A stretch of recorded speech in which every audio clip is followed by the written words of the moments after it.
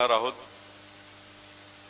खरं तर काल आपण बघितलं तर पुन्हा एकदा महाराष्ट्रामध्ये दोन लहान मुलींवर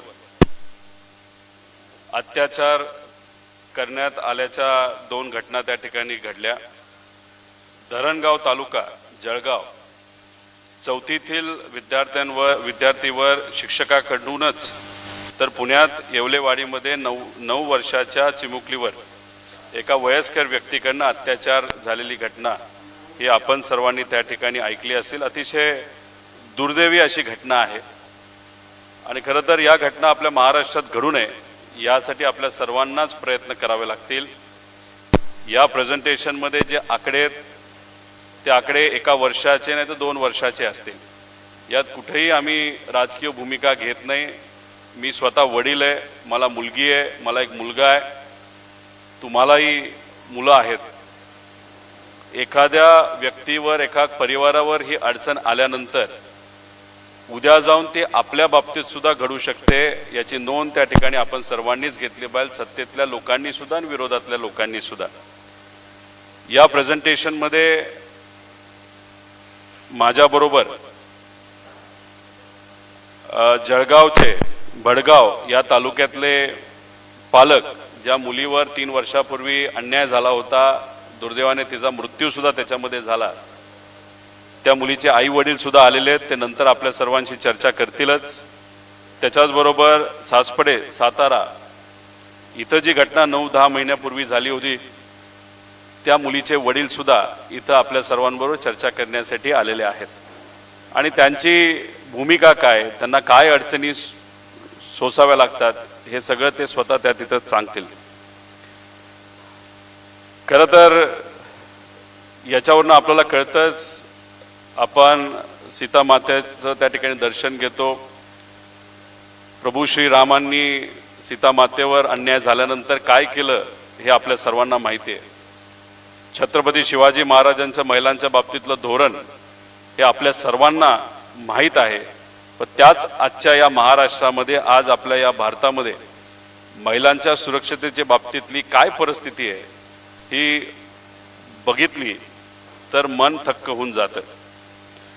आता याच्यात काही घटना गेल्या काही महिन्यांमध्ये आपण बघितल्या तर नसरापूरची घटना, 3 वर्षाची मुलगी, तिच्यावर 65 वर्षाच्या एका नराधमाने अत्याचार करून तिला चेचून मारलं। चाकणमध्ये 2 मेमध्ये जी घटना घडली, 11 वर्षाची मुलगी दुपारी घराला कुलूप लावून आपल्या काकाकडे जात असताना तिच्यावर अन्याय झाला। पालघरमध्ये मी स्वतः गेलो होतो, तिथं सुद्धा 13 वर्षाची मुलगी एका भोंदू बाबाली तिच्यावर अत्याचार केला। पुणे, पर्वती, अकोला मी पण तिथं गेलो होतो, 10 वर्षाची मुलगी, तिच्यावर सुद्धा 60 वर्षाच्या व्यक्तीने अत्याचार केला। पुणे, थेऊर, गणेशपेठ पुणे आणि काल जळगावमध्ये आणि पुण्यामध्ये झालेली घटना, ह्या घटना आज चर्चेत आल्या। मीडियाच्या मदतीने लोकांनी केलेल्या आंदोलनामुळे खरं तर चर्चेत आल्या, पण खूप खोलात गेल्यानंतर आज महाराष्ट्राची काय परिस्थिती आहे। महिला अत्याचार आपल्या महाराष्ट्रामध्ये एकूण एका वर्षात 50,000हून अधिक तिथं होत आहेत। म्हणजे दररोज 136 आणि दर तासाला 6 गुन्हे। म्हणजे मगाशी तासभर आधी मी आलो होतो त्यात 6 गुन्हे महिलांच्या बाबतीतले आपल्या या महाराष्ट्रामध्ये घडलेले आहेत। बलात्काराच्या बाबतीत बोलायचं झालं तर 8,600, तासाला 1, म्हणजे आत्ता तुमच्याशी बोलताना 1 दुर्दैवाने बलात्कार आपल्या महाराष्ट्रात झाला असावा।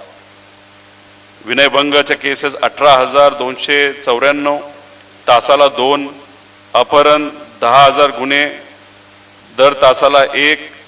आधी मुंबईमध्ये ही प्रेस कॉन्फरन्स आहे आणि मुंबईची पण परिस्थिती आपण बघितली तर मुंबईत रोज 4 बलात्कार, रोज 2 अल्पवयीन मुलींवर बलात्कार, रोज 6 विनयभंगाच्या केसेस, रोज 4 अपहरण, रोज लहान मुलीचे 4 अपहरण, अशी आजची मुंबईची म्हणजे या देशातली फायनान्शियल कॅपिटल आपण ज्याला म्हणतो अशी त्याची परिस्थिती आहे। बेपत्ता महिला ज्या झाल्या आणि मुली ज्या झाल्या त्याच्या केसेस तसे 1,17,000 केसेस आहेत, त्यातले 31,141 मुली अजून सापडलेल्या नाही। आता आपल्याला एप्स्टीन मध्ये काय घडतं हे माहिती, म्हणजे या मुलींवर काय घडले, काय घडते आता हे कोणालाच माहित नाही। अल्पवयीन मुलींवर अत्याचार झालेत, बघितलेत, पण मग याच्यामध्ये कुठल्या रॅकेटमध्ये या मुलींना वापरण्यात आलं। त्याच्याचबरोबर काही ठिकाणी आपण खरातच्या प्रकरणात पण ऐकलंय की रक्ताची आंघोळ केली जाते, आणि त्याच्यात चर्चा जी होती ते मला माहीत नाही, त्याच्यात काही मला पुरावे नाहीत, पण लहान मुलींना तिथं मृत्यू करून त्यांच्यातलं रक्त तिथं वापरलं जातं अशी सुद्धा दुर्दैवाने त्या ठिकाणी चर्चा आहे। त्यामुळे या 31,141 मुलींचं झालं काय, त्याच्यामध्ये 4,500 मुली या अल्पवयीन आहेत। आणि सुरक्षित महाराष्ट्राचा आजची परिस्थिती NCRBच्या रिपोर्टच्या अनुषंगाने महिलांविरोधी एकूण गुन्हे उत्तर प्रदेश नंतर महाराष्ट्र दुसऱ्या क्रमांकावर, बलात्काराच्या बाबतीत तिसऱ्या क्रमांकावर, बलात्कार किंवा सामूहिक बलात्कार करून हत्या याच्यामध्ये तिसऱ्या नंबरवर, विनयभंग ओडिसा राजस्थान नंतर महाराष्ट्र तिसरा, लैंगिक छळमध्ये महाराष्ट्र दुसरा, महिलांवर पाळन स्टॉकिंग महाराष्ट्र पहिला, कुटुंबीय हिंसाचार महाराष्ट्र चौथा, महिलांवर ॲसिड हल्ले महाराष्ट्र तिसरा, महिला अपहरण महाराष्ट्र पहिला क्रमांकावर। विषय एवढाच आहे, याच्यावर आपल्याला कुठेही राजकारण करायचे नाही, पण गुन्हेगारीमध्ये आपण देशात आघाडीवर आहे, पण न्याय खऱ्या अर्थाने या महिलांना मिळतं का? गुन्हेगारी कमी करण्यासाठी प्रयत्न तर आपल्या सर्वांना करावेच लागतील, पण मग न्याय मिळतं का? आणि याच्यात तुम्ही हे जर बघितलं तर ही नेहमीची पद्धत आहे, एखाद्या मुलीवर अत्याचार झाला त्याची चर्चा होते, लोक रस्त्यावर येतात, न्याय मागतात, मग नेते तिथं जातात, आमच्यासारखे असतील सत्ताधारी जातात, त्यांचं सांत्वन करतात, त्यांच्याशी चर्चा करतात, आणि मग मागणी होते ती कशाची, तर फास्ट ट्रॅक कोर्टची मागणी झाली, मीडिया तिथं पोहोचला, 2-3 दिवस वातावरण राहिलं, नेते तिथे आले, त्याच्यानंतर फास्ट ट्रॅक कोर्ट लागू होतं, आणि मग हळूहळू सगळ्या बातम्या ह्या कुठं कुठं कमी व्हायला लागतात, आणि मग बातम्या कमी झाल्यानंतर त्या कुटुंबाची आज परिस्थिती काय, कुटुंबाला कोर्टापर्यंत जाण्यापुरते तरी पैसे आहेत का? जर कोर्टामध्ये गेल्यानंतर त्यांचा दिवसाचा जो काय तिथं मजुरी बुडते त्यात त्यांचं घर चालणार आहे का? या बाबतीत दुर्दैवाने त्या ठिकाणी कुठेही चर्चा होत नाही।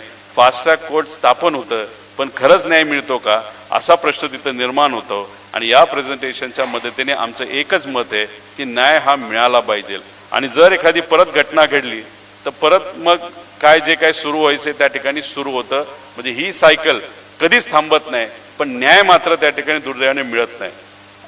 नंतर मी हा जो मुद्दा मांडला, 19 वर्षाच्या नराधमाने 7 वर्षाच्या मुलीवर अत्याचार करून तिला चेचून मारलं, त्यांचे पालक इथं आले, ते आपल्याशी त्या बाबतीत बोलतील।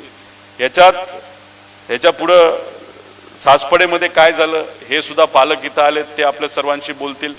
2009ला त्या नराधमाने एका 9 वर्षाच्या मुलीवर अत्याचार केला, 25 दिवस तो जेलमध्ये गेला, 25 दिवसानंतर तो जेलच्या बाहेर आला, आणि मग 9 वर्ष तो थांबला, आणि तीच मुलगी जिच्यावर त्यांनी अत्याचार केले होते 2024ला जी जेव्हा 18 वर्षाची झाली, तिला रेप करून, अत्याचार करून, बलात्कार करून तिला मारून टाकण्यात आलं, आणि ज्या व्यक्तीने त्याला सापडण्यासाठी पोलिसाला मदत केली ही गोष्ट डोक्यात ठेवली, आणि त्या व्यक्तीच्या मुलीला, म्हणजे मुलीचं वय 12 का 13, तिला 2025ला म्हणजे आत्ताच 9 महिन्यापूर्वी तिचा बलात्कार केला, आणि तिच्या डोक्यात एक दगड टाकून तिचा मृत्यू केला। तिचे पालक इथं आलेत, आपल्याशी ते बोलतील काय होतं, काय या परिवारावर जातं, कशा परिस्थितीमध्ये हे परिवार त्या ठिकाणी राहत असतात, आणि त्यांची अपेक्षा काय हे तुमच्या माध्यमातून हे लोकांपर्यंत सांगतील। आता FIR चार्जशीट आणि हे कशी प्रक्रिया असते, FIR होते, चार्जशीट होते, ट्रायल होतं, शिक्षा दिली जाते, अपील केलं जातं, आणि मग शेवटी जन्मठेप नाहीतर जी काही शिक्षा असते ते त्या ठिकाणी दिली जाते। आता याच्यात आपण जर बघितलं, पोलिसांकडे तपासासाठी असलेले महिला संबंधित गुन्हे किती आहेत, 2023 मध्ये प्रलंबित गुन्हे होते 30,772, 2024ला नवीन नोंद किती झाली 47,000, एकूण 48,000. आता या 78,000, या 78,000 पैकी 36,000 मध्ये आरोपपत्र दाखल झालं, चार्जशीट दाखल झाली. म्हणजे केवळ 46% केसेसमध्ये चार्जशीट दाखल झाली. चार्जशीटचा अर्थ असा असतो की तपास पूर्ण झाला आणि आता आम्ही चार्जशीट करत आहोत, पोलिसांकडनं चार्जशीट केली जाते. म्हणजे 54% दुर्दैवाने चार्जशीट त्या ठिकाणी केली जात नाही. त्यामुळे ही अतिशय दुर्दैवाची गोष्ट आहे. आणि आपला महाराष्ट्र आज जर आपण बघितलं तर या देशामध्ये 22व्या नंबरला आहे. म्हणजे ही अतिशय दुर्दैवी गोष्ट आहे. त्यामुळे पोलिसांना तपास पटकन व्हावा, चार्जशीट लवकर व्हावी, यासाठी सुद्धा त्या ठिकाणी प्रयत्न करावे लागतील. आता ह्याच्यात कोर्टातील प्रलंबित महिलाच, कारण का आपण म्हणतो कोर्टात विषय गेला, विषय संपला, पण 2023ला महिलांच्या बाबतीतले प्रलंबित गुन्हे किती होते खटले? 2,93,000. आता याच्यामध्ये 2024 मध्ये नवीन किती आले? 36,699. एकूण झाले 3,29,707. या 3,29,707 पैकी 13,348 खटल्यांमध्ये सुनावणी पूर्ण झाली. हे प्रमाण किती आहे? तर फक्त 4%. मग 96% केसेसमध्ये जर सुनावणीच पूर्ण होत नसेल तर गरिबाली काय फक्त कोर्टाच्या फेरा मारायचे का? तर हा प्रश्न या ठिकाणी निर्माण होतो. 96% लोकांना अजूनपर्यंत कोर्टाच्या माध्यमातून त्या ठिकाणी न्याय हा मिळालेला नाही. आणि सगळ्या केसेस घेतले तर 25 लाख खटलेत, त्यामध्ये सुद्धा 6.5% खटल्यांमध्ये सुनावणी ही झालेली आहे. 96 ते 95% मध्ये झालेली नाही. पेंडन्सी म्हणजे काय की आता हे पालक जातात, कोर्टात बसतात, वकिलाशी बोलतात, यायला जायला पैसे खर्च करतात, कोर्टात काहीच होत नसतं. पोलिसांच्या लेवलला पेंडन्सी असते, त्यानंतर कोर्टाच्या लेवलला पेंडन्सी असते. हे बिचारे गरीब लोक बेजार होऊन जातात. मग नंतर शेवटी त्यांचीच इच्छा दुर्दैवाने आपल्या मुलीला न्याय देण्याची संपून जाते. जे लोक सामाजिक हितातून गाव म्हणून एकत्रित येऊन लढणारे असतात, पत्रकार तुमच्यासारखे जे लढणारे असतात, शेवटी म्हणतात अरे काहीच होत नाही, त्यांचंही कुठेतरी मनोबल कमी होतं. आणि याच्यात दुर्दैवाने काय होतं तर त्या चिमुकलीला न्याय देण्यामध्ये आपण कुठेतरी कमी पडतो. आपण जेव्हा म्हणतो तेव्हा समाज म्हणून, पत्रकार म्हणून, राजकीय नेते म्हणून, पोलीस म्हणून आणि कोर्टाचे जजेस आणि वकील म्हणून सुद्धा कुठं ना कुठेतरी आपण कमी पडतो. त्या पेंडन्सीमध्ये एक तर चार्जशीटच्या बाबतीत पेंडन्सी आहे, त्याच्याचबरोबर कोर्टामध्ये पेंडन्सी आहे. म्हणजे एक तर पालघरला आम्ही जेव्हा गेलो होतो तिथं असणारे आदिवासी समाजाच्या लोकांनी आम्हाला सांगितलं, हो अशा अनेक केसेस होतात, पण कोर्टात कोण जाणार, कसं लढणार, कुठून पैसा आणायचा, म्हणून आम्ही कोर्टात पण जात नाही आणि पोलीसकडे पण जात नाही. त्यामुळे ह्या ज्या केसेस आहेत ह्या कितीतरी जास्त केसेस असं लोकांचं मत आहे. त्यामुळे असं म्हणलं जायचं justice delayed is justice denied. Justice Suryakant साहेबांनी याला वेगळी स्टेटमेंट आणण्यात आली. Justice delayed is not only justice denied, it's justice destroyed. आता आज आम्हाला असं बोलावं लागेल, justice delayed is not only justice destroyed, it is betrayal of faith on judicial system. ही आजची परिस्थिती आहे. म्हणजे न्याय विलंब म्हणजे न्याय व्यवस्थेवरील विश्वास कुठंतरी कमी होणं, ह्याला आजची ही परिस्थिती. आणि हेच या पालकांचं झालंय. न्याय व्यवस्थेवर हळूहळू त्यांचा विश्वास तिथं कुठंतरी कमी होत चाललेला आहे. आणि दुर्दैव असं जसा वेळ जातो तसा जो क्रिमिनल असतो, नराधम असतो, जो जेलमध्ये जातो, तो स्वतःला खूप मोठा क्रिमिनल समजायला लागतो. आणि तिथं काय पद्धतीने ते लोक वागतात क्रिमिनल, हे तुम्हाला पालक नक्कीच सांगतील. आमची मागणी होती शक्ती कायद्याची. त्याचं मुख्य कारण असं आहे की शक्ती कायद्यामध्ये काही चांगले बदल आहेत, ते बदल आपल्या सर्वांसाठी महत्त्वाचे. आणि काही लोक म्हणतील राजकीय भूमिका वगैरे, अजिबात राजकीय भूमिका नाही.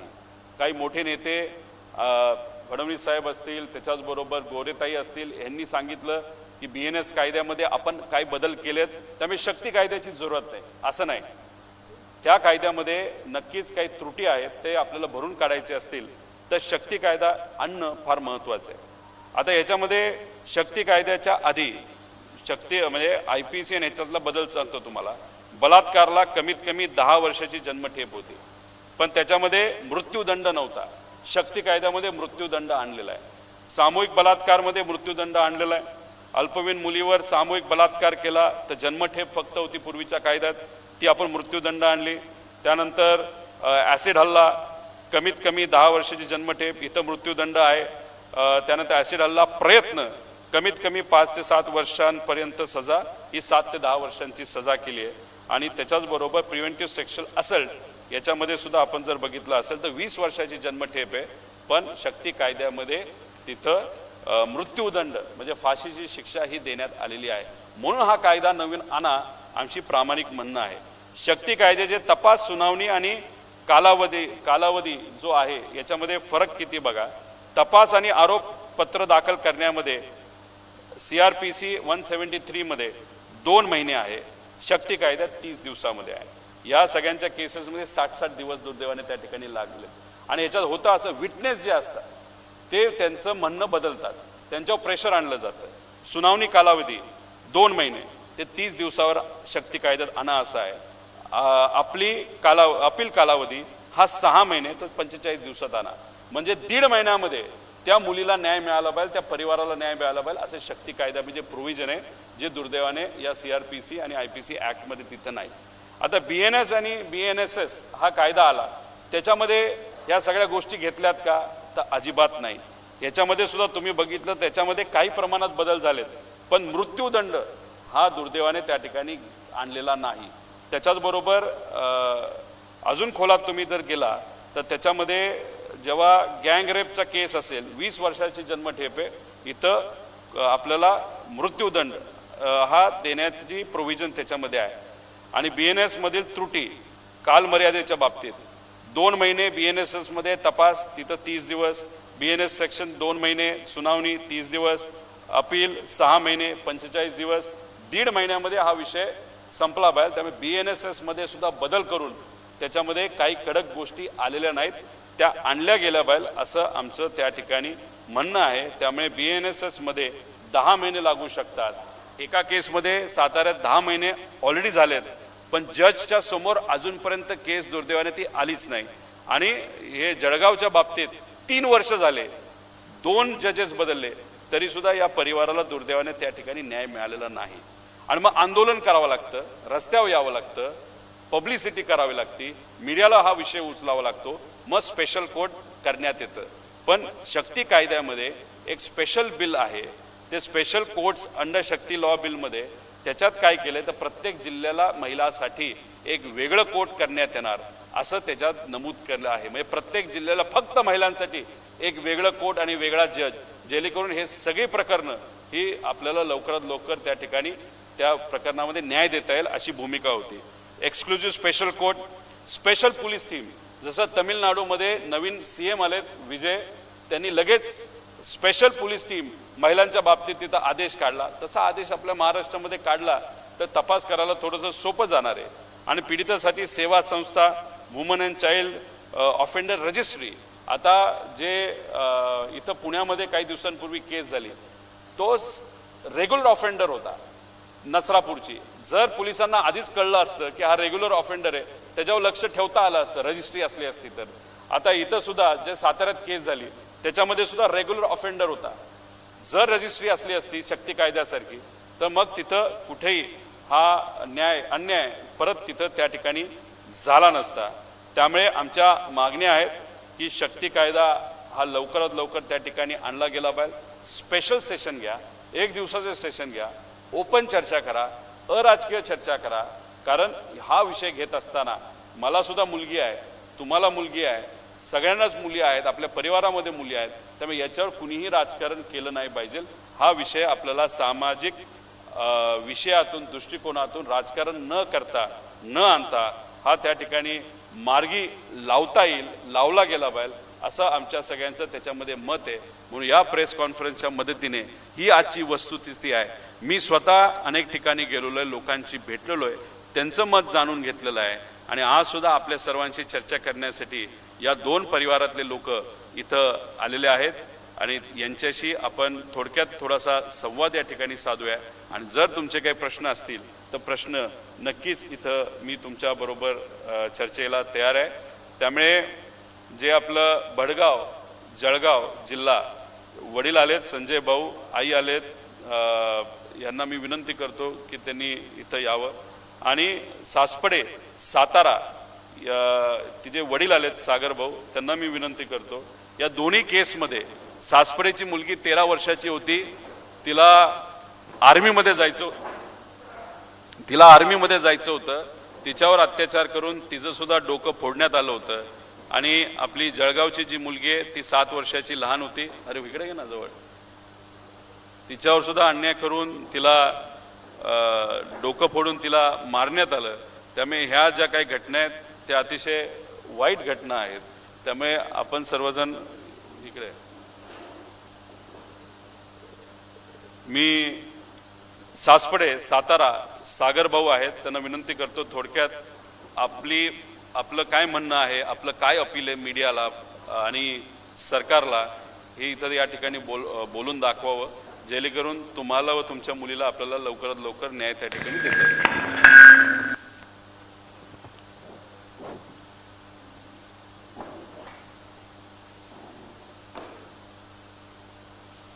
नमस्कार. माझ्या फक्त मुलीला न्याय फक्त मिळाला पाहिजे.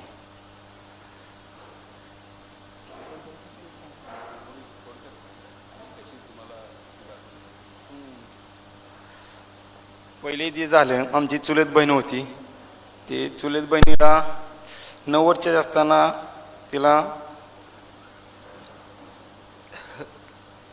ती अत्याचार करून विहिरीत टाकलेली. त्यात मी तिला सहभाग, तिच्या आईला नेऊन पोलीस स्टेशनला जाणे किंवा तिला मदत करणे हे करत होतो. त्यानुसार त्यानं माझ्यावर डाव रचून आमच्या मुलीला घातपात केला.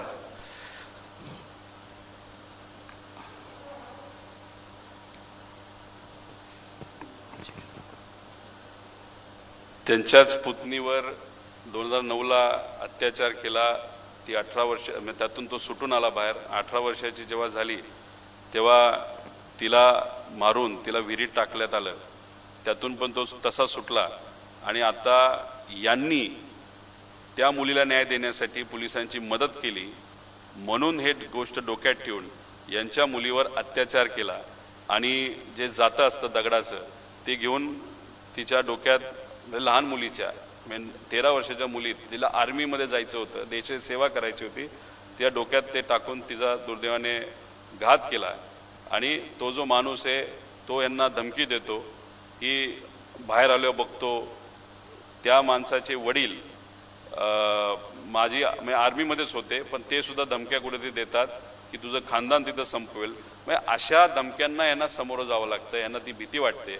आणि याच्यात हातावर पोटे, साधी गाडी भाड्यावर देऊन जगणारी माणसं, त्यांना कोर्टात जाणं, बोलणं, चर्चा करणं, याच्यात आर्थिक ताण मोठ्या प्रमाणात होतो. 9 महिने झाले पण जजच्या अजूनपर्यंत यांनी तोंड बघितलं नाही.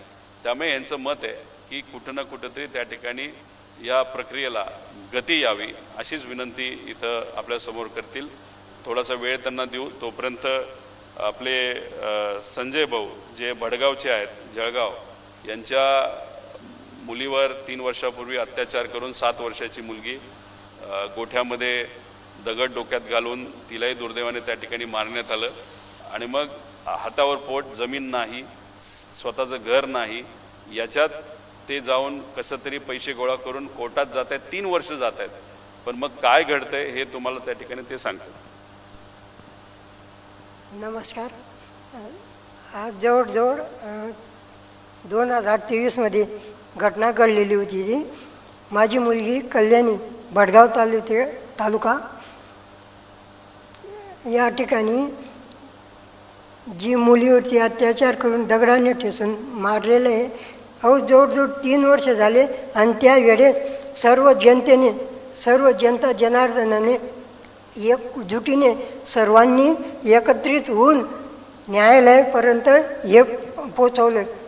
आणि त्या ठिकाणी त्यांनी 3 वर्ष झाले, परंतु न्यायालयात प्रक्रिया चालू आहे, परंतु अजून न्याय दिलेला नाही.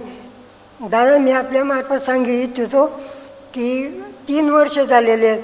फास्ट ट्रॅक कोर्ट कशाला म्हणतात हो? अजून माझ्या मुलीला न्याय नाही.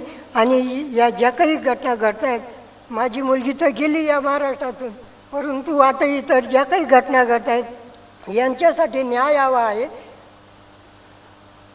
बस न्यायाच्याच प्रतीक्षेत मी रोजच्या रोज मरत आहे साहेब. तेवढा न्याय हवा आहे बस. ताई तुम्हाला बोलायचं? आपल्या जळगावमध्ये जी घटना घडली त्यांची आई आपल्याशी बोलेल. माझं नाव कल्पना संजय पाटील. ज्या ठिकाणी मुलीची घटना घडत आहे, जगामध्ये मुली सुरक्षित राहत नाही, तर न्याय का देत नाही? जिथपर्यंत या मुलींना न्याय मिळत नाही तोपर्यंत जगामध्ये सुरक्षित मुली राहत नाही. मुली वाचवा, मुली कसं वाचायला पाहिजे आणि कसं जगायला पाहिजे हे काही समजत नाही. माझ्या मुलीला 3 वर्ष झाले तरी अजून न्याय दिलेला नाही आहे. फास्ट ट्रॅक कोर्टामध्ये केस चालू असताना तरी तो फास्ट ट्रॅक कोर्ट न्याय देत नाही. फास्ट ट्रॅक कोर्ट 12 महिने असतात पण तरी 3 वर्ष झाले तो न्याय मिळत नाही आहे. जिथपर्यंत हा कल्याणीला न्याय मिळत नाही तिथपर्यंत या जगामध्ये सुरक्षित मुली राहणार नाही आणि घटना घडल्याशिवाय राहत नाही. जशी आपण म्हणतो आपली तशी त्यांची घटना जशी मुलींची घडत आहे तशी त्यांना भर चौकामध्ये फाशी दिली पाहिजे आणि तसं दिसायला पाहिजे. तेव्हा समजेल की घटना घडल्यानंतर काय होतं आणि कशी सजा मिळते. आम्हाला न्याय पाहिजे.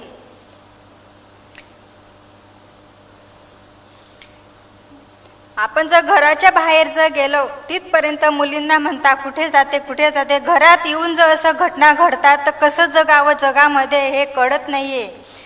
अजून सरकार सर्व आमदार खासदार आमच्या घरी येऊन भेटून गेले, सांगत होते की आम्हाला न्याय देऊ बा, तुम्हाला फाशी दिली जाईल. 3 वर्षापासून एकाचाही शब्दाचा मान आम्हाला कळलेला नाही. फास्ट ट्रॅक कोर्टामध्ये अजून जिथपर्यंत भरोसा होता आमचा मनाचा, आता कोर्टावर सुद्धा भरोसा नाही आहे, पोलीस स्टेशनवर भरोसा नाही आमचा. कसं राहावं, कसं जगावं, मुलींनी कसं सुरक्षित राहायला पाहिजे, अशी घटना जगात घडायला नको पाहिजे. म्हणून आम्ही न्याय मागताय. नमस्कार. यांची विनंती होती की महाराष्ट्राचे पोलिसाचे जे प्रमुख आहेत त्यांना आम्हाला भेटायचं आहे की आपली प्रेस कॉन्फरन्स झाल्यानंतर DGP साहेबांकडे आम्ही जाणार आहोत.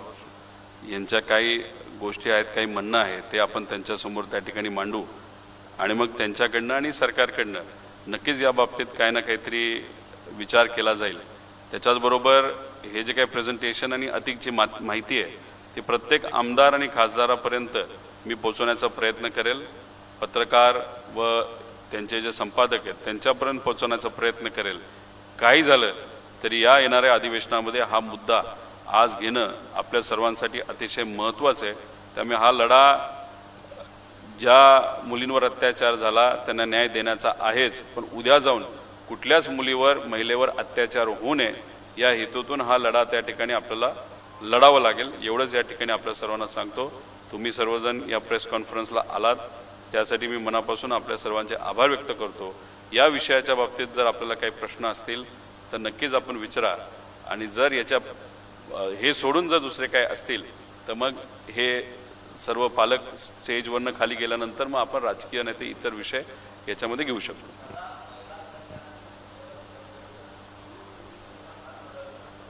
कशाचा काय हां नाही काय होतंय की याच्यामध्ये तुम्ही बघितलं असेल की कोर्टात जेव्हा एखादी केस जाते तर त्याच्यात फक्त 6% केसेसमध्ये नाही तर 4% केसेसमध्ये सुनावणी होऊन निकाल दिला जातो, पण 95% केसेसमध्ये दुर्दैवाने सुनावणी संपतच नाही, निकाल दिला जात नाही. ही आजची परिस्थिती आहे. त्यामुळे मग काय असतं की पोलिसांकडनं अन्याय झाला, श्रीमंत लोकांकडनं अन्याय झाला तर गरिबाचं मत असतं की आम्हाला न्यायालयामध्ये न्याय मिळेल. पण तिथं सुद्धा प्रक्रिया जर आपण बघितली बऱ्याच केसेस असतात, 25 लाख केसेस पेंडिंग आहेत, त्यात न्यायालय तरी काय करणार. त्यामुळे स्पेशल कोर्ट जर या विषयासाठी महिलांच्या सुरक्षेसाठी जर करण्यात आलं, जे शक्ती कायद्यामध्ये प्रोव्हिजन होतं, तरच मुलींना आणि महिलांना तिथं न्याय मिळू शकतो. म्हणून सरकारला विनंती करतो की लवकरात लवकर आपल्याला शक्ती कायद्यामध्ये दिलेल्या ज्या काही गोष्टी आहेत, जे काही चेंजेस आहेत कायद्यामध्ये ते स्वीकारणं फार महत्त्वाचं आहे.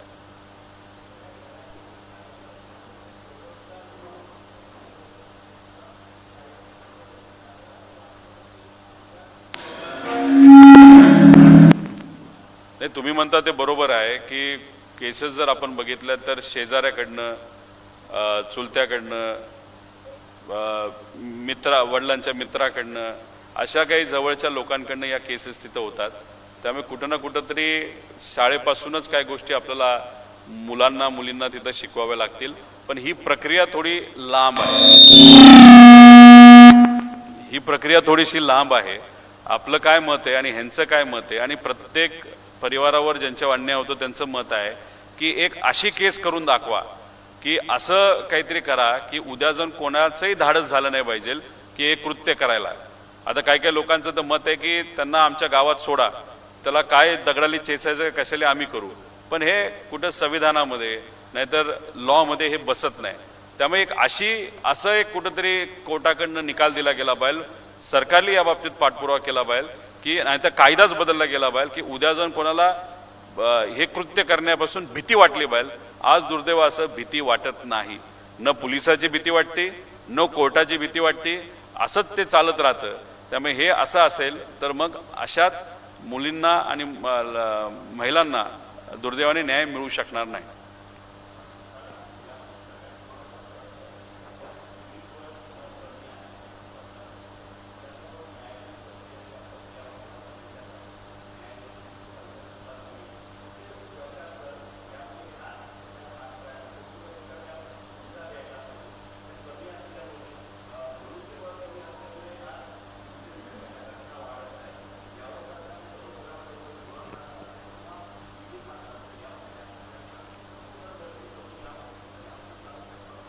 त्याला नक्कीच एक पर्याय आहे की आपल्याला जजेसच्या पोझिशन हे वाढवावे लागतील.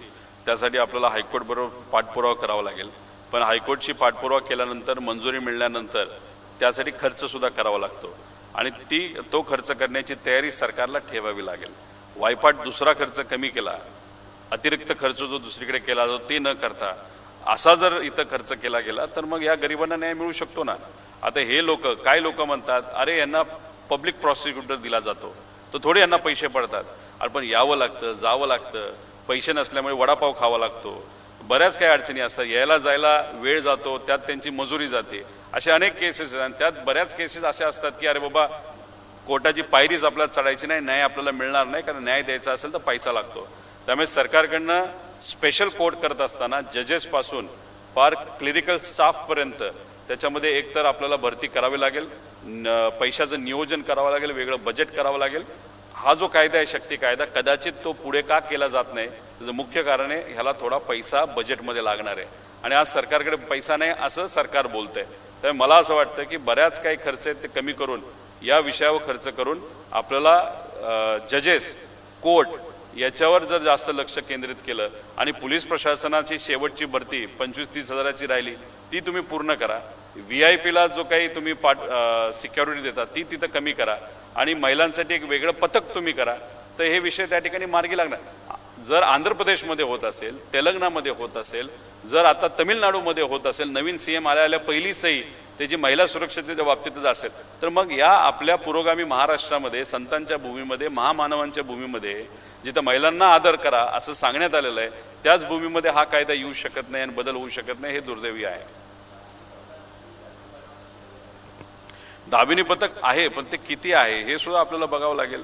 भरोसा सेल आहे पण प्रत्येक जिल्ह्याच्या लेवलला आहे, ते तुम्ही तालुका लेवलला आला, जसं माझ्या मतदारसंघात मी तालुका लेवलला आणलं आणि त्याचा फायदा होतो. त्यामुळे भरोसा सेल जिल्हा लेवलला न ठेवता दामिनी पथकमध्ये सुद्धा अजून ताकद वाढवून देऊन त्याच्याचबरोबर हे जे काही स्पेशल फोर्स महिलांच्या बाबतीतली ही सुद्धा त्या ठिकाणी वाढीव आणून आपण जर भरती त्याच्यामध्ये मोठ्या प्रमाणात केली तर एक वेगळी दहशत या विक्षिप्त विचित्र नराधामाच्या मनामध्ये येईल आणि उद्या जाऊन कृत्य कुठेतरी कमी होईल अशी आशा आपण नक्कीच मनामध्ये ठेवू शकतो.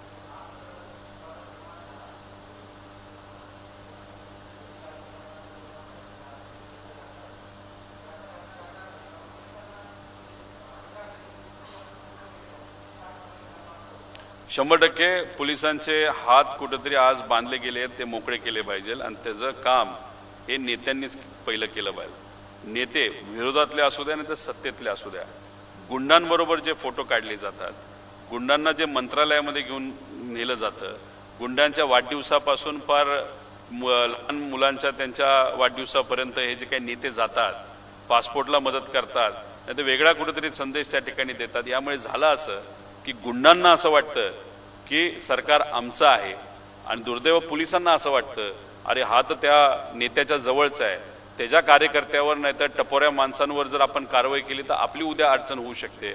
आणि ह्या सगळ्या घोळामध्ये पोलीस प्रशासन सुद्धा कुठं ना कुठं त्या ठिकाणी अडकलं जातं. त्यामुळे एकदा मोकळा श्वास घेऊ द्या पोलीस डिपार्टमेंटला, मग एकेकाला सरळ केल्याशिवाय हे राहणार नाही. कॉलेजेस आणि शाळा माध्यमिकपासून पुढे तिथं पोलिसांचं पथक असलंच पाहिजे. आज जे काही रोड रोमिओज मोटरसायकलवर येण्यासारखे फिरतात, आता बारामतीचा विषय काही दिवसांपूर्वी मी घेतला होता, माझ्या मतदारसंघामध्ये सुद्धा तशीच काही परिस्थिती आहे.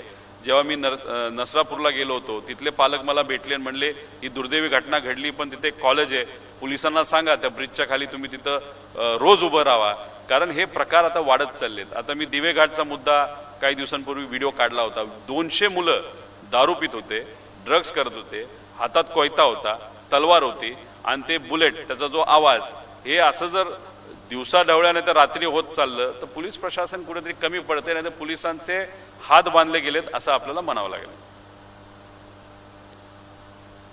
ठीक आहे. देखो, महाराष्ट्र में जिस तरीके से महिलाओं के ऊपर अत्याचार बढ़ते जा रहे हैं वो बहुत डेंजरस चीज़ है. एक साल में 50,000 के आगे महिलाओं के ऊपर अत्याचार महाराष्ट्र में वहाँ पे हुए हैं.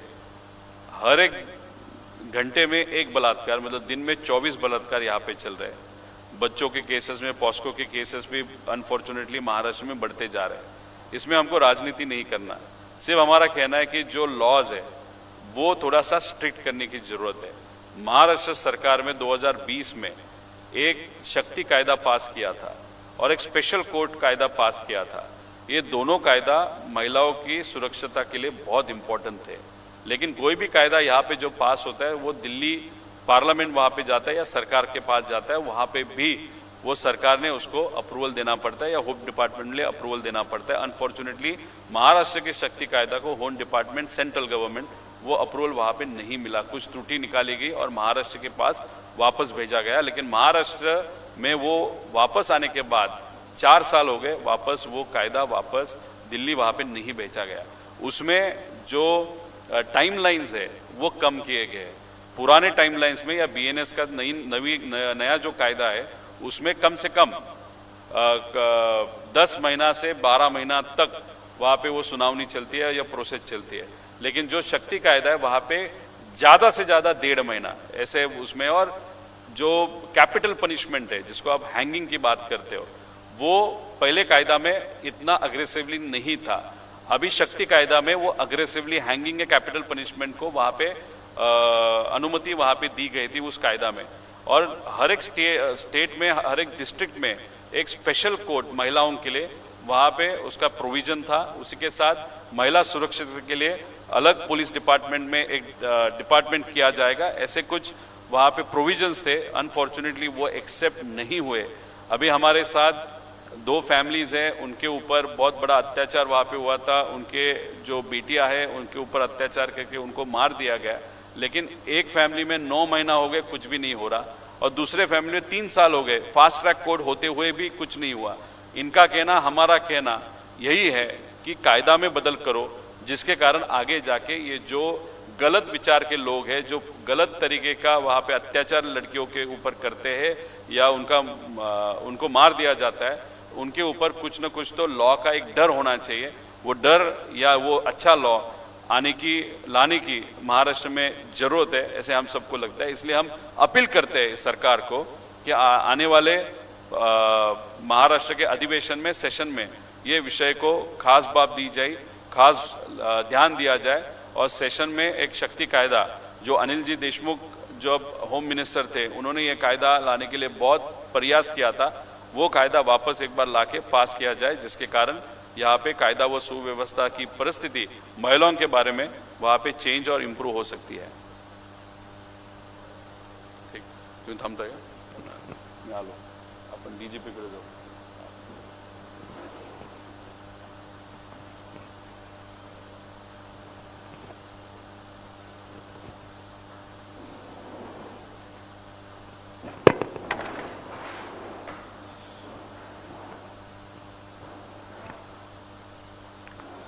बोला.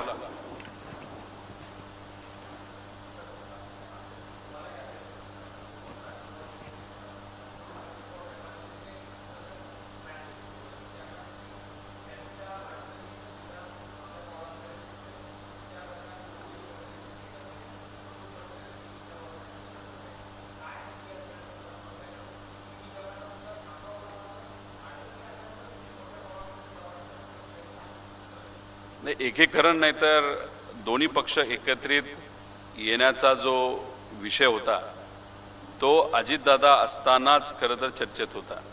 दादा गेल्यानंतर आमच्याकडनं एकीकरण नाहीतर दोन्ही पक्ष एकत्रित येण्याचा जो मुद्दा होता तो तसा आम्ही बाजूला ठेवला होता आणि आम्ही लोकांच्या सेवेसाठी त्या ठिकाणी काम करायला लागलो आणि ते सत्तेत जाऊन बसले.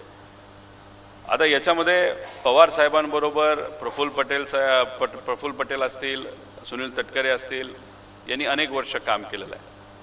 त्याच्याबरोबर इतरही जे नेते दादांबरोबर गेले होते त्यांनी सुद्धा पवार साहेबांबरोबर काम केलेलं आहे.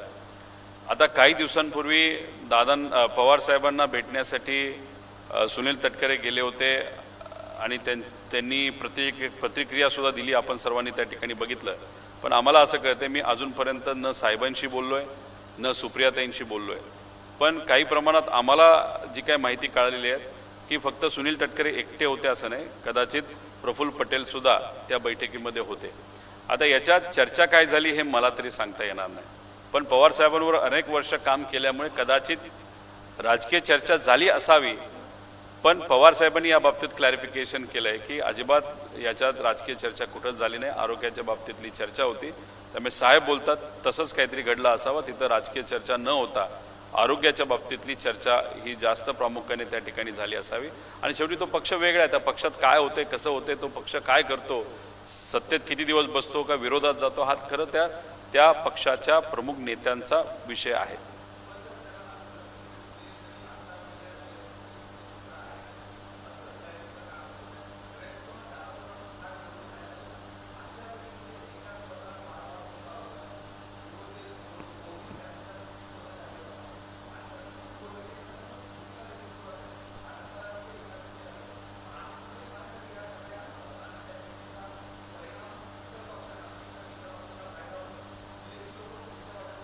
नाही, ज्या पद्धतीने पक्ष आज चालवला जातोय नाही तर त्याच्यामध्ये ज्या काही गोंधळ आहेत, त्याच्यामध्ये नेत्यांमध्ये वाद, नेत्यांची नावं यादीमध्ये न येणं, ठराविक लोकांचीच नावं यादीमध्ये येणं, तर या सगळ्या गोष्टी आणि ज्या पद्धतीने पक्ष चालू आहे तर याच्याकडनं नक्कीच पक्षामध्ये किती लोक किती दिवस राहतील हा प्रश्न नक्कीच तिथे निर्माण होतो. आणि त्यातलं जे ठाण्याचे नेते स्वतःला समजणारे ते शिंदे गटामध्ये त्या ठिकाणी गेले. आता शिंदे गटाला किती त्याचा फायदा होईल हा वेगळा विषय, पण आता ते तिथं गेलेले आहेत. त्यामुळे सुरुवात कुठं ना कुठेतरी झालेली आहे. त्यामुळे पक्षाच्या प्रमुखांनी एकत्रित बसून आमदारांना जरा विश्वासात घेऊन पुढं कसं काय काम करायचं या त्या पक्षाच्या नेत्यांनी त्या ठिकाणी ठरवलं पाहिजे. पण तसं कुठेही काय होताना दुर्दैवाने दिसत नाही असं आम्हा सगळ्यांना वाटतं आणि कुठं ना कुठेतरी तो पक्ष कमकुवत होत चाललेला आहे. आता अजितदादांसारखा एवढा मोठा नेता त्या पक्षाचं प्रतिनिधित्व करत होता. ॲक्सिडेंट झाला का घातपात झाला याच्यावर चर्चा आपण करतच आहोत, पण झाल्यानंतर तुम्ही पत्र देता तुमच्या मित्रपक्षाला भाजपला की CBIकडे हा तपास पाठवण्यात यावा. एकदा तुम्ही पाठवलं, काही झालं नाही, तर तुम्ही स्मरणपत्र देता तरीसुद्धा काही होत नाही. मग याच्यावरनं काय समजायचं की कुठंतरी या पक्षाची ताकद या राज्याच्या सरकारमध्ये कमी झालेली आहे आणि त्याचा फायदा हा शिंदे गट आणि भाजप नक्कीच त्या ठिकाणी घेत आहे. फक्त भाजप थोडासा हुशार आहे, काही दिवस ते शांत बसतील, इलेक्शनच्या आधी मात्र ते इन्कमिंग सुरू ठेवतील. शिंदे गटाच्या बाबतीत काय सांगायचं, त्यांनी इन्कमिंग आत्तापासूनच त्या ठिकाणी सुरू केलेली आहे.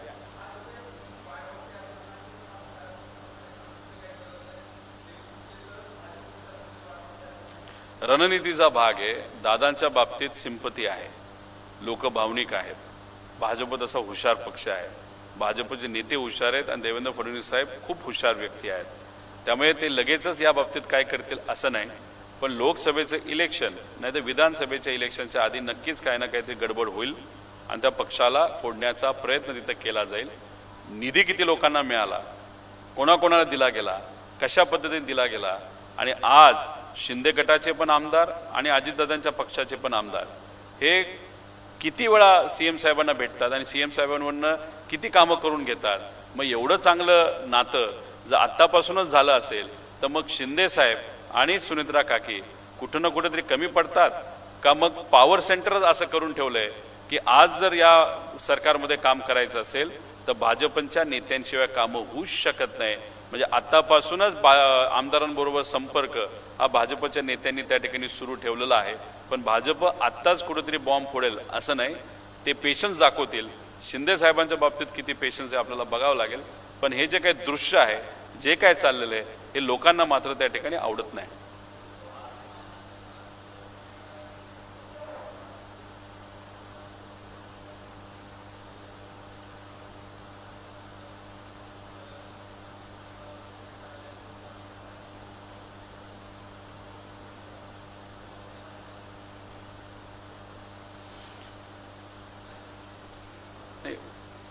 हे बघा पवार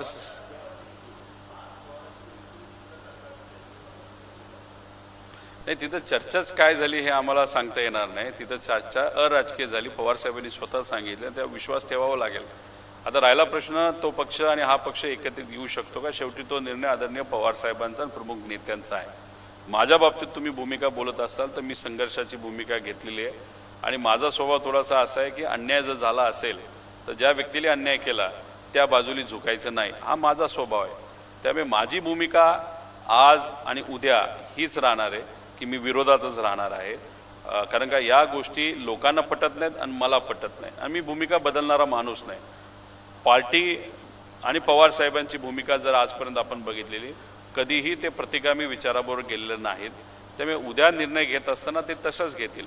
आता उद्या समजा त्यांच्या पक्षाली निर्णय हाच घेतला की आता भाजपला बाय बाय टाटा करायचं आणि लोकांच्या हितासाठी, कारण लोकांवर आज मोठ्या प्रमाणात अन्याय होतोय, तर लोकांच्या हितासाठी रस्त्यावर यायचं, भाजपच्या विरोधात लढायचं, तर मग कदाचित दोन्ही पक्ष एकत्रित येऊ शकतात असं मला वाटतं. पण कधी भाजपच्या विरोधात लढायला तयार असतील तर.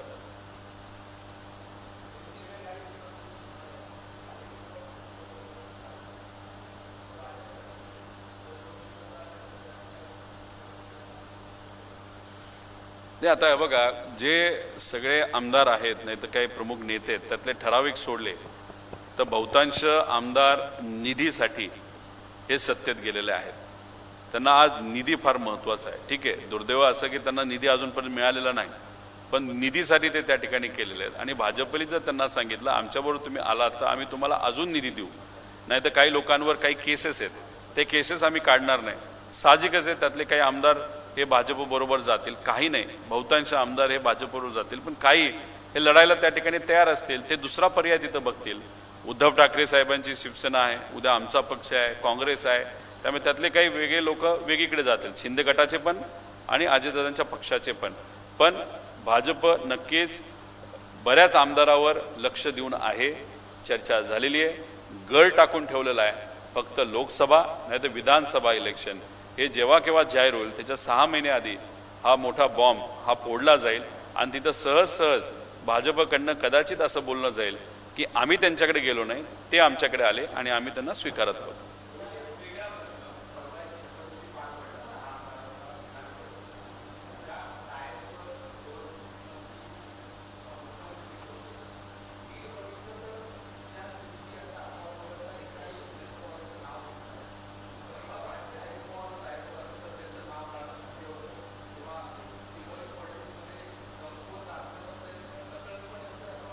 जर असं झालं असेल तर हे फार चुकीचं आहे. अशा पद्धतीने एका उपमुख्यमंत्र्याचं नाव तुम्ही वगळू शकत नाही.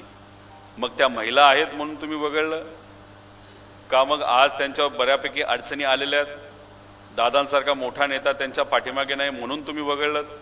एक वेगळा संदेश तिथं जातो. त्यामुळे ज्या 9 लोकांनी, ते कदाचित आमच्या विचाराचे पण असतील, महाविकास आघाडीचे पण असतील, त्यांना सुद्धा सांगतो आणि जे सत्तेत आहेत त्यांना सुद्धा सांगतो, एक नागरिक म्हणून सांगतो, आमदार म्हणून सांगत नाही. जर तुम्ही नाव घेतलं नसेल तर अतिशय चूक केलेली आहे. हा महिलांचा अपमान आहे, पदाचा अपमान आहे.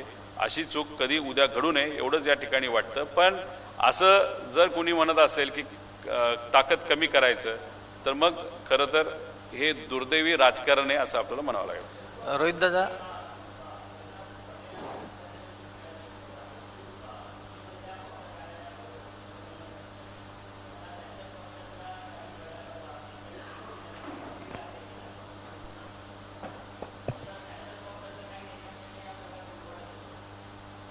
मला खरं तर माहीत नाही, फक्त चर्चा असते. आता एक चर्चा अशी सुद्धा आहे की एक कुठला तरी ऑडिओ आहे, त्या ऑडिओमध्ये एक कुठला तरी प्रमुख नेता अजितदादांबद्दल अजितदादा जिवंत असताना अतिशय खालच्या लेवलला जाऊन त्या ठिकाणी बोललेला आहे. आणि हा ऑडिओ जो आहे, जो आम्ही ऐकण्यात आहे, तो कदाचित सुनेत्रा काकींनी सुद्धा आणि पार्थने सुद्धा तो ऐकलेला आहे. तो काय ऑडिओ, कशा प्रकारचा ऑडिओ, त्याच्यामध्ये कोण बोलतंय, कोणाबद्दल बोलतंय आणि कुठल्या लेवलला जाऊन बोलतंय दादांच्या बाबतीत, अजितदादांच्या बाबतीत, हे कधीतरी पुढे येऊन त्यांनी सांगावं. 4 महिने उलटून गेले, परंतु रोहित दादा 4 महिने उलटून गेले, पाठपुरावा कुठपर्यंत सुरू आहे सध्या अजित पवारांच्या?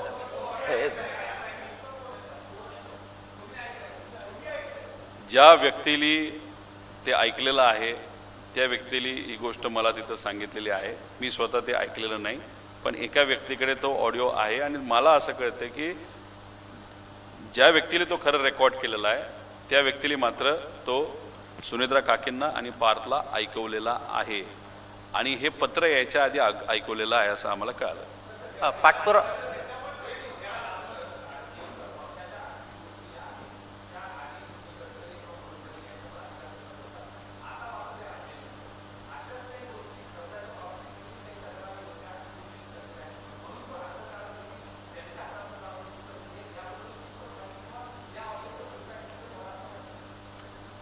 मला माहीत नाही, पण पूर्वी ब्युटी पार्लरची जी बिलं निघायची, प्रायव्हेट हेलिकॉप्टरची बिलं जी निघायची, आत्ता कदाचित ती बिलं निघणार नाही एवढं मात्र या ठिकाणी मी सांगतो. त्याच्याचबरोबर मी काही शहाणपण इथं सांगणार नाही, कारण तो पक्ष वेगळा आहे. कदाचित त्या पक्षातल्या लोकांनासुद्धा हे आवडणार नाही आणि माझ्या पक्षातल्या लोकांनासुद्धा हे आवडणार नाही. पण ती यादी बघितल्यानंतर मला असं वाटतं की अजितदादांच्या पक्षामध्ये असे अनेक अनुभवी लोक आहेत, ते अजूनसुद्धा सुनेत्रा काकींबरोबर आहेत. त्यांनासुद्धा त्या पदावर जर जागा दिली असती, दादांसाठी जे लढत आहेत त्यांना जर जागा दिली असती, तर एक चांगला संदेश दिला गेला असता. पण त्याच्यामध्ये ठराविकच लोक ही नवीन घेण्यात आलेली आहे. त्यामुळे उद्या जाऊन जर त्याच्यामध्ये काय बदल करता आला तो त्या पक्षाचा विषय असला तरी त्यांनी त्या बाबतीत विचार करावा.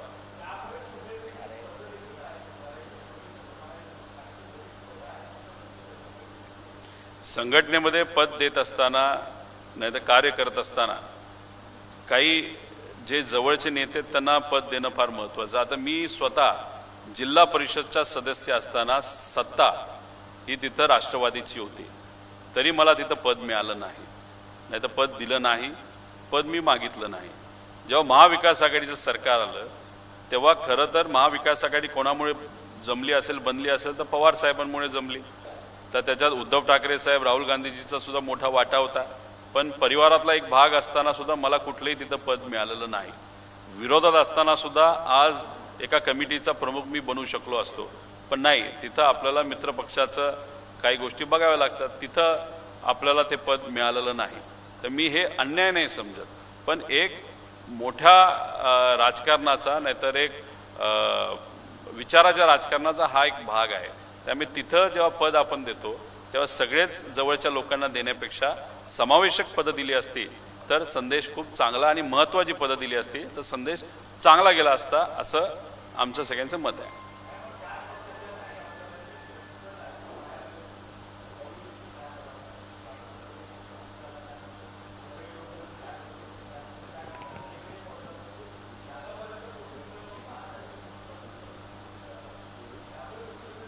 हे बघा, हे जे आमदार आहेत ना ते काळ्या रात्री बोलतात, काही घेणं देणं नाही त्यांना कोणाचं. 40 आमदार आहेत, अजितदादांमुळे निवडून आलेले आहेत. तुम्ही फक्त पत्र देता, फॉर्मॅलिटी करता, फोटो टाकता आणि म्हणता की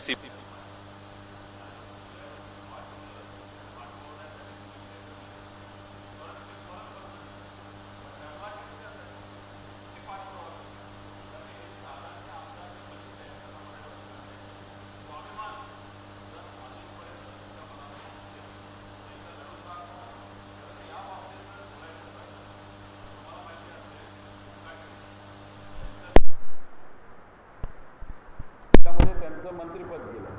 तर त्या माणसाला याच्यासाठी मानलं पाहिजे की त्यांच्याच मतदारसंघामध्ये हा भोंदूबाबा खरात होता, तरीसुद्धा दादा ज्या विचाराचे होते, पुरोगामी विचाराचे, कोकाटे हे त्या आश्रमामध्ये मतदारसंघामध्ये असून सुद्धा गेले नाहीत. त्यामुळे कोकाटेंना मानलं पाहिजे, विचार तरी जपले. ठीक आहे, दादांच्या बाजूनी नंतर कधी ते बोलले नाहीत, नाही ते लढले नाहीत, नाही ते लढत असतील आज, पण मग असे लोक इतर आमदार कुठे आहेत असा सुद्धा प्रश्न त्या ठिकाणी निर्माण होतो.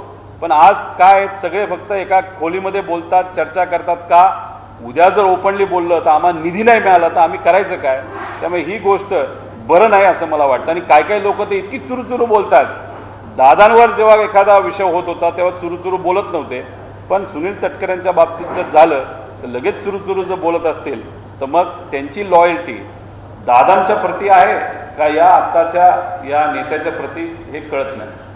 दादा हे जे प्रश्न आहे की सुनील तटकरे आणि प्रफुल्ल पटेल यांच्यासोबत जे घडतंय आता पक्षामध्ये ते योग्य प्रकारे घडतंय का? कारण की पवारांच्या तुझ्या प्रकरणाच्या संदर्भात त्याची जी संशयाची बोट आहे ती अनेक लोकांवरती जाणवते. माझं एवढंच मत आहे की मी जे काही भूमिका मांडतो कदाचित त्यांच्या पक्षात पण आणि माझ्या पक्षात पण काही लोकांना ती आवडणार नाही, पण माझा स्वभाव थोडासा असा असल्यामुळे आणि मी सरळ सरळ बोलत असल्यामुळे आणि गेल्या काही महिन्यांमध्ये म्हणजे दादा जेव्हा हयातीत होते त्यांनी ज्या गोष्टी मला सांगितलेल्या आहेत त्या गोष्टी ज्या मी काय ऐकलेल्या आहेत, त्यामुळे त्यांच्यावर जे घडतंय म्हणजे सुनील तटकरे आणि प्रफुल्ल पटेल हे योग्यच घडतंय असं मला वाटतंय. कारण का शेवटी राजकारणामध्ये भूमिका घेत असताना प्रामाणिकपणे भूमिका घेऊन विचारासाठी लढणं हे फार महत्त्वाचं आहे. पवार साहेबांना यांनी सोडलं आणि नंतर तसं बघितलं तर दादांना सुद्धा यांनी सोडलं होतं.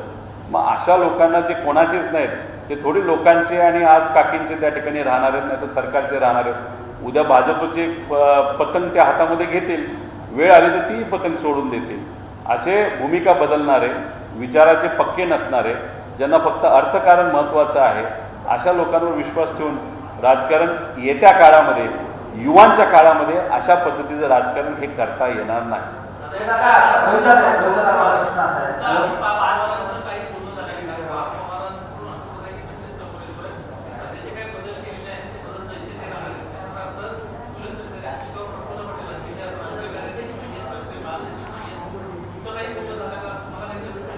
फार जेव्हा VSR मधून प्रवास केला तिने आणि काल काही दिवसांपूर्वी जेव्हा राम मोहन नायडूंबरोबर काकींचा फोटो मी बघितला त्यानंतर मी कोणाशी चर्चा केली नाही आणि मला करायची सुद्धा इच्छा नाही. कारण आम्ही प्रामाणिकपणे तिथं लढतोय, आम्ही पोलीस स्टेशनला जातोय, आम्ही न्यायालयामध्ये जातोय, लोकांपर्यंत जातोय, CID पर्यंत जातोय, प्रामाणिकपणे लढतोय. आणि ह्या सगळ्या गोष्टी बघितल्यानंतर दुर्दैवाने आम्हाला प्रश्न असा पडतो, खरंच आम्ही लढलं पाहिजे का नाही लढलं पाहिजे.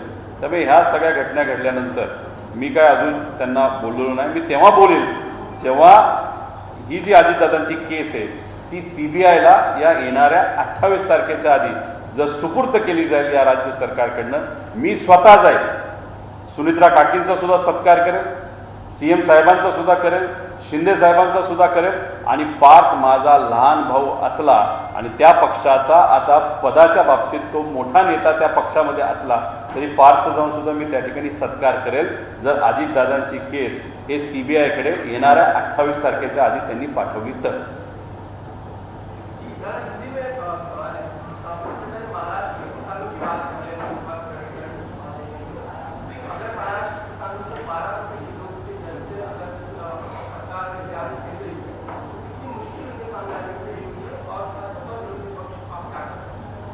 देखो सरकार कौन से रेट पे माल ले रही है उससे कुछ इतना इम्पोर्टेंस नहीं होता, क्योंकि नाफेड के माध्यम से जो भी वो माल लेते हैं और माल की अगर क्वांटिटी आप देखो तो बहुत कम होती है. आज अगर मार्केट का रिटेल नहीं बट किसानों का अगर रेट देखो तो वो 1 रुपये के आसपास वहाँ पे आए. 1 रुपये में वहाँ पे कुछ परवड़ता नहीं, वहाँ पे कुछ अफोर्डेबल नहीं है. अगर फार्मर के हाथ में थोड़ा पैसा ज़्यादा जाना चाहिए उसके लिए फार्मर को कम से कम 20 रुपये का रेट अनियन के लिए वहाँ पे मिलना चाहिए, जो आज अनफॉर्चुनेटली मिल नहीं रहा. और दूसरी अनफॉर्चुनेट चीज़ ऐसी है कि सरकार में 3-4 कैबिनेट हो गए, लोगों ने आंदोलन किया, किसानों ने आंदोलन किया, लेकिन 3 कैबिनेट में किसानों के बारे में खास करके जो अनियन के किसान हैं उनके बारे में चर्चा भी अनफॉर्चुनेटली वहाँ पे नहीं हुई. तो ये जो सरकार है वो पॉलिटिक्स में ज़्यादा बिजी है, या कोई और काम में ज़्यादा बिजी है, लेकिन किसानों का आवाज़ उनके कान पे वहाँ पे नहीं जा रहा। ये अनियन के बारे में भी है, उसी के साथ ये मैंगो के बारे में भी है, और किसानों के बहुत सारे बड़े विषय हैं। और उसमें एक बड़ा विषय ऐसा है कि पेट्रोल डीजल ये लोगों को आज नहीं मिल रहे, और किसानों के बारे में डीजल तो अभी मिल ही नहीं रहा, और ट्रैक्टर हो या बड़े मशीन्स हो हार्वेस्टिंग के, उसके लिए बहुत ज़्यादा क्वांटिटी में डीजल लगता है। अनफॉर्चुनेटली डीजल का राशनिंग, पेट्रोल का राशनिंग आज वहाँ पे अनऑफिशियली चालू हो गया। उसी के साथ फर्टिलाइजर के रेट बहुत ज़्यादा बढ़ गए। यूरिया जो मिलना चाहिए लोगों को मिल नहीं रहा, तो यूरिया के लिए जो ऑप्शनल फर्टिलाइजर है वो एक्सपेंसिव हो गया है। और उसी के साथ सरकार जो शक्कर एक्सपोर्ट हो रही थी वो बंद कर दी। मतलब सरकार सीरियसली किसके बारे में सोच रही है वो समझ में नहीं आ रहा, लेकिन किसान आज महाराष्ट्र में और देश में अड़चन में है।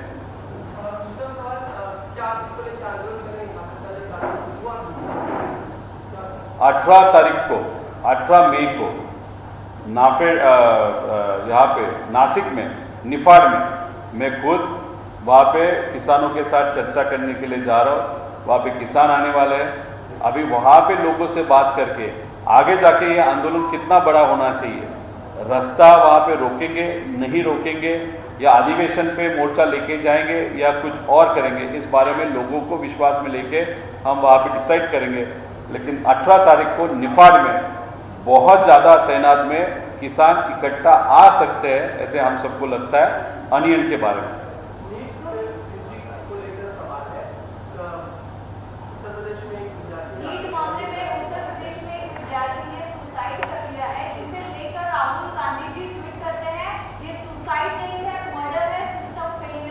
है 100% ये मर्डर है। राहुल गांधी जी जो बोल रहे हैं उनके साथ में सहमत हूँ कि 2024 में ऐसे ही नीट का पेपर वहाँ पे बाहर निकला था या वहाँ पे फूटा था, और उसमें जो बंदा, जो व्यक्ति, अधिकारी, जो नेशनल टेस्टिंग एजेंसी का प्रमुख था, जो जिम्मेदार है एक्चुअली पेपर वहाँ पे न फूटे इसके लिए, उसको अगर आप देखो छत्तीसगढ़ में वहाँ पे CS बनाया, चीफ सेक्रेटरी वहाँ पे बनाया गया।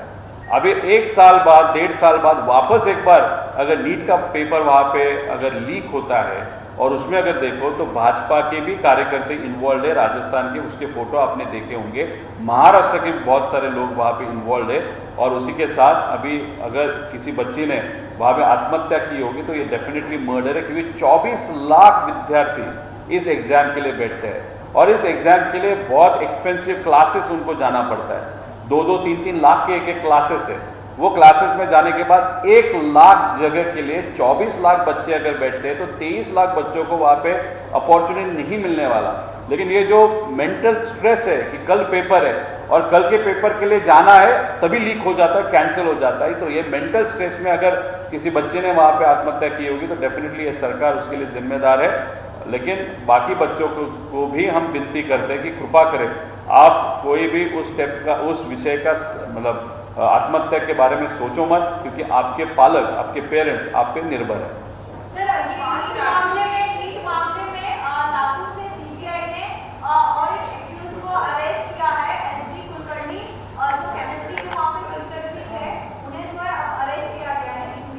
लातूर में भी लोग पकड़े गए, नासिक में भी पकड़े गए, और ज़्यादा से ज़्यादा लोग वहाँ पे आएंगे। अभी हमको जो लगता है कि यही लोग शायद महाराष्ट्र में जो एग्ज़ाम ली जाती है, जैसे तलाटी भर्ती में भी भ्रष्टाचार हुआ, ये विषय हमने आगे लाया था, प्रूव भी हुआ। उसी के साथ कुछ ऐसे महत्वपूर्ण पेपर थे जो वहाँ पे लीक हुए थे। महाराष्ट्र में जो अभी पुलिस की एक भर्ती हुई थी उसका पेपर लीक हुआ था। तो ये जो नेक्सस है, ये नेक्सस सिर्फ लातूर या नासिक तक नहीं होगा, ये नेक्सस बहुत बड़ा होगा। और ये नेक्सस सिर्फ नीट तक नहीं होगा, नीट के भी लोग शायद महाराष्ट्र में कम्पिटिटिव एग्जाम जो होते हैं उसमें भी इन्वॉल्व होंगे, या कोई और इम्पोर्टेंट टेस्ट होगी उसमें भी इन्वॉल्व होंगे।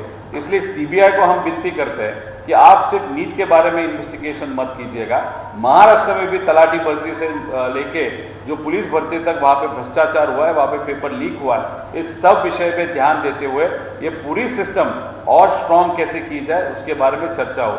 हमने राज्य सरकार को विनती की थी कि यहाँ पे एक कड़क कायदा वहाँ पे हो। उन्होंने कायदा लाया, लेकिन उनके पहले जो हमारे प्रेसिडेंट है उन्होंने एक स्पेशल कायदा वहाँ पे लाया था, लेकिन उस कायदा में बहुत सारी त्रुटियां हैं, वीकनेसेस है, उसको स्ट्रॉन्ग करने की जरूरत है। जो विषय हमने एक्चुअली अधिवेशन में लिया था महाराष्ट्र में, अनफॉर्चुनेटली वो एक्सेप्ट नहीं हुआ, लेकिन जब भी वो चर्चा में आएगा वो पुश करेंगे। लेकिन सीबीआई को विनती है, ये एज अ होल इकोसिस्टम जो है पेपर लीक का, उस इकोसिस्टम पे ध्यान देने की जरूरत है। लेकिन जो हुआ बहुत गलत हुआ। इस तरीके से बच्चों के भविष्य पे अगर भ्रष्टाचार हो रहा है, पेपर लीक हो रहा है, तो कहाँ ना कहाँ तो भी सरकार इसके लिए जिम्मेदार है।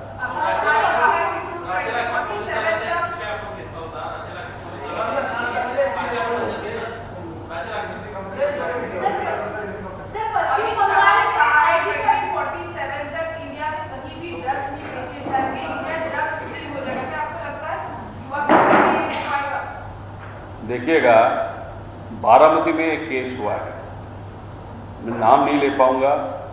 वहाँ पे एक बच्चे को 1 साल पहले ड्रग्स की लत लगी थी। 1 साल में वो बच्चा आज जिंदा नहीं है। तो आप 2047 तक रुकोगे तो 10% पॉपुलेशन तो वैसे ही जाने वाली है, क्योंकि आज जो ड्रग्स का प्रमाण है इस देश में बहुत ज़्यादा बढ़ते जा रहा है। 10 साल में पोर्ट पे, जो शिप पोर्ट है, एयरपोर्ट है, वहाँ पे अभी तक 1 लाख करोड़ रुपए तक के ड्रग्स पकड़े गए। आप सबको मालूम है कि जब एकाध इलीगल दारू पकड़ी जाती, पिक्चर में भी दिखा है, 100 ट्रक जब जाते तब एक ट्रक पकड़ा जाता है, एकदम स्टाइल में उस ट्रक की दारू की बोतल निकाली जाती है, उसको रोड रोलर लगाया जाता है, बोलते हैं हमने बहुत बड़ा काम किया। अरे 99% ट्रक तो निकल गया ना। तो 1 लाख करोड़ के आसपास अगर ड्रग्स पकड़ा जाता है तो इंडिया में कितना करोड़ का ड्रग्स वहां पे आया है। ये नेचुरल ड्रग है।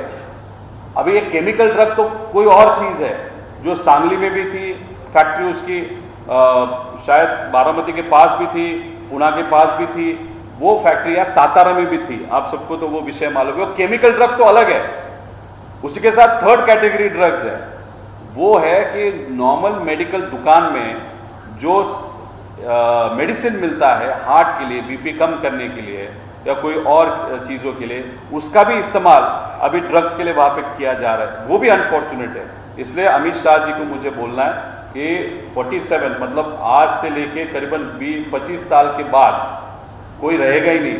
इसलिए वो टारगेट मत ले लो, क्योंकि सब अभी क्या हो रहा है, भाजपा के लोग विकास के लिए बोलते थे 2024 तक हम ये करके दिखाएंगे, 10 साल में भारत ऐसे हो जाएगा, महाराष्ट्र $1 ट्रिलियन इकोनॉमी हो जाएगी। अभी 24 का टारगेट डायरेक्टली उन्होंने 47 तक लिया। विकास के बारे में 47 का विषय आप ले लो, ड्रग्स के बारे में मत ले लो। 1 साल का या 2 साल का टारगेट ले लो। एक अलग डिपार्टमेंट जो बनाया है हम सब ने मांग करने के बाद महाराष्ट्र में, उसको और जरा स्ट्रेंथन बनाओ और उसके बाद ही कुछ हो सकता है। 47 की बात अगर कोई कर रहा है तो बहुत अनफॉर्चुनेट है, तब तक तो सब कुछ खत्म हो जाएगा। सर, ये पश्चिम बंगाल में ये आर्थिक रेप मर्डर केस में जो है, पश्चिम बंगाल के सीएम शुभेंदु अधिकारी ने 3 आईपीएस ऑफिसर को इस मामले को मिसलीडिंग करने के मामले में सस्पेंड कर दिया है। वो उनका विषय है, डेफिनेटली वहाँ पे कुछ तो दिखाना पड़ेगा कि हम कार्रवाई कर रहे हैं। अगर वो अधिकारी जिम्मेदार है तो उस पर कार्रवाई करो, लेकिन आज कार्रवाई कर दी, अधिकारी को निकाल दिया, इन्वेस्टिगेशन कहाँ पे भी अगर नहीं जा रहा तो गलत चीज़ है। अभी उस सीएम को भी और उस गवर्नमेंट को भी थोड़ा टाइम देना पड़ेगा, 6-7 महीना देना पड़ेगा, और उसके बारे में वो क्या इन्वेस्टिगेट करते हैं वो इन्वेस्टिगेशन होने के बाद ही आप सबको पता चलेगा। लेकिन उसके लिए थोड़ा तो सरकार को, नई सरकार को टाइम देने की जरूरत है।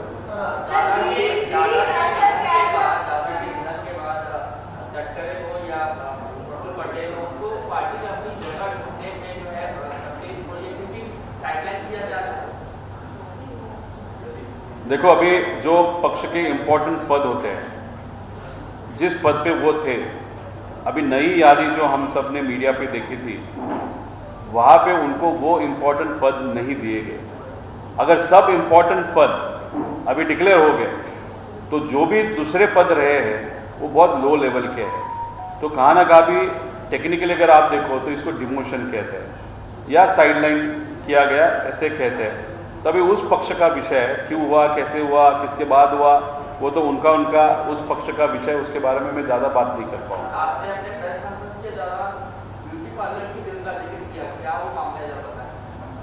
नहीं, हमने जो चीज़ सुनी थी उस पक्ष के ऑफिशियल अकाउंट से किसी के घर का रेंट वहाँ पे दिया गया, ब्यूटी पार्लर का पेमेंट भी वहाँ पे दिया गया था, प्राइवेट हेलीकॉप्टर, प्राइवेट चीज़ के लिए हेलीकॉप्टर जो इस्तेमाल किए थे उसके लिए भी करोड़ों के बिल वहाँ पे दिए गए थे।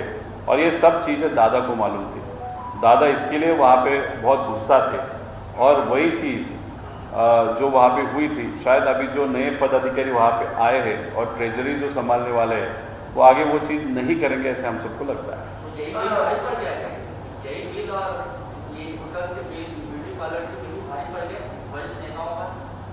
स्वार्थ भारी पड़ा, राजनीति में स्वार्थ कभी भी भारी पड़ता है और डेफिनेटली इस केस में स्वार्थ भारी पड़ा, क्योंकि पवार साहब के साथ एक बड़े नेता थे, साहब ने उनको ताकत दी, साहब को छोड़ा, दादा के पास गए, दादा को भी तकलीफ दी, ऐसे लोग कहते हैं, चर्चा करते हैं, दादा ने भी कहा था।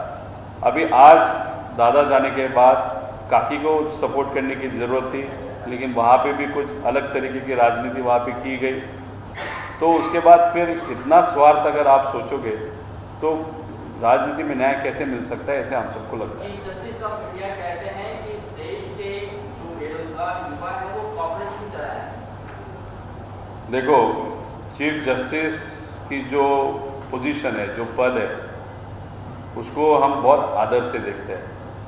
वो एक संवैधानिक पद है। उस संवैधानिक पद पे बात करते वक्त हाँ, हम समझ सकते हैं कि आप जो वकील को प्रमोशन दिया जाता है या जो इलीगल डिग्री लेके वहाँ पे प्रैक्टिस कर रहे हैं उनके बारे में आपने बोला होगा, लेकिन बोलते वक्त आप जनरलाइज वे में अगर अनएम्प्लॉयड यूथ के बारे में, पत्रकारों के बारे में, आरटीआई एक्टिविस्ट के बारे में अगर ऐसा कहोगे तो एक गलत है।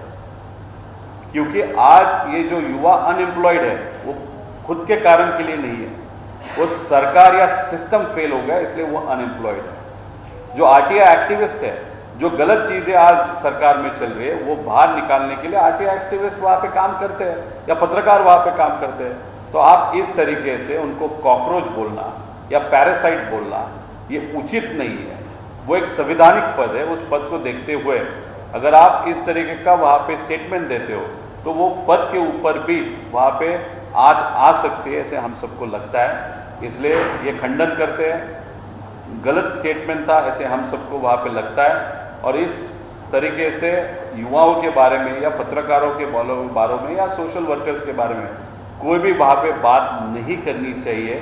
अगर करनी है बात तो जिसके लिए ये बेरोजगारी जिसके कारण बढ़ रही है, मतलब सिस्टम, गवर्नमेंट, उसके खिलाफ अगर आप बोलते हो तो फिर वो चीज़ ओके है, लेकिन ऐसे जनरलाइज वे में बात करना इट्स नॉट ओके।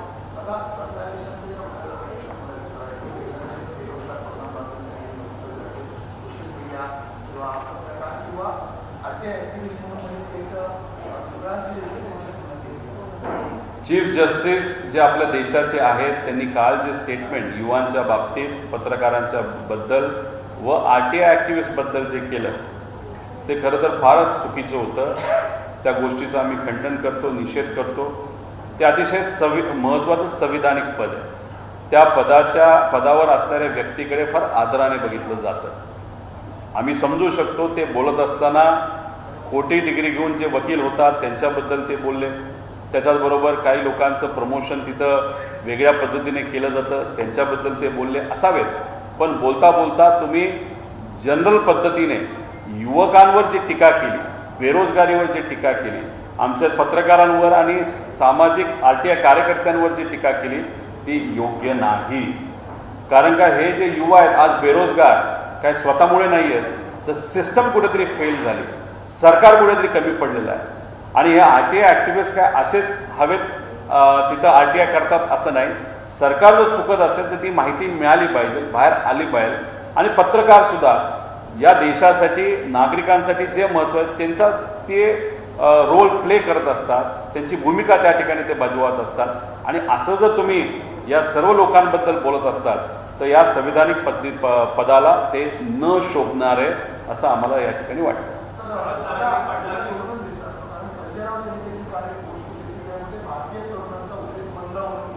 काय केलं होतं?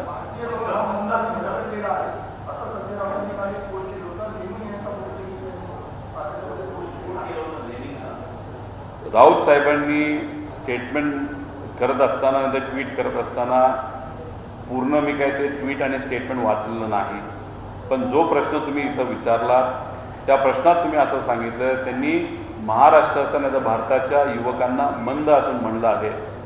जर ते बोलले असतील असं नाही तर ट्विट केलं असेल तर त्या गोष्टीचं सुद्धा आम्ही खंडन करतो. हे योग्य नाही. अशा पद्धतीने युवाची चेष्टा करणं, थट्टा करणं, सत्ताधाऱ्यांना सुद्धा अधिकार नाही, विरोधकांना अधिकार नाही, कोणालाच अधिकार नाही. त्यांना संधी द्या, त्यांच्यासाठी लढा, त्यांच्यासाठी रस्त्यावर उतरा, त्यांच्यासाठी चांगले कायदे आणा, त्यांना तुम्ही संधी द्या.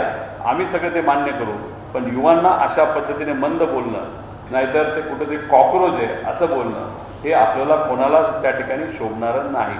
लेनिन कधी काय काळी कुठं काय बोलले, त्या काळात त्या रशियामध्ये बोलले असतील, त्याचा अर्थ आपल्या भारतात आणि राज्यामध्ये हे लागू होतं असं नाही. सर मंत्रालय पाटील यांनी पुन्हा पत्रकार परिषद घेतली आहे. त्यांनी सातारा गॅजेट संदर्भामध्ये वक्तव्य केलं की गॅजेट आतापर्यंत काढलेलं नाही आणि त्यासाठी पुन्हा एकदा आंदोलन. शेतकरी, मजूर, युवा, विद्यार्थी, महिला सुरक्षितता, विकास याच्याबद्दल आज खऱ्या अर्थाने बोलण्याची जरूरत आहे. आणि हे बोलत असताना सगळ्या समाजाला एकत्रित येऊन माणुसकी जपण्यासाठी त्या ठिकाणी लढणं फार महत्त्वाचं आहे. आणि कुठेही आरक्षणाचा मुद्दा नाही तर कुठलाही विषय असेल तो आपल्या राज्यात तो सुटू शकत नाही. तो जर आपल्याला सोडवायचा असेल तो केंद्राकडनंच सोडू शकतो. त्यामुळे जर जायचं असेल, लढायचं असेल तर केंद्रात जाऊनच आपलं लढावं लागेल. तिथं जी काय आपली कॉन्स्टिट्यूशन आहे त्याच्यात अमेंडमेंट आणायची जरूरत आहे. ते मेजॉरिटी असल्याशिवाय होऊ शकत नाही. मध्य प्रदेश हाई कोर्ट ने कल एक फैसला दिया है धर्म गौशाला विस्फोट मामले में. उन्होंने जो है वहाँ पर सरस्वती मंदिर घोषित किया, हिंदुओं को अलाउ किया वहाँ पर पूजा पाठ करने से. क्या कहना है इस फैसले को कैसे? देखो, जो हाईकोर्ट ने निर्णय वहाँ पे दिया है किसके बेसिस पे, क्या प्रूफ वहाँ पे दिए गए वो देखने की ज़रूरत है. प्रूफ के बेसिस पे डेफिनेटली हाईकोर्ट ने वहाँ पे निर्णय दिया होगा. और जो अपोजिट पार्टी है वो अभी सुप्रीम कोर्ट में वहाँ पे जाएगी, तो सुप्रीम कोर्ट में इस बारे में चर्चा होगी. अभी देखो ये न्याय प्रविष्ट है, कोर्ट में विषय है और इस विषय के बारे में या उसके डॉक्यूमेंट्स के बारे में मुझे कुछ मालूम न होने के कारण मैं यहाँ पे कोई भी भूमिका वहाँ पे नहीं ले पाऊँगा.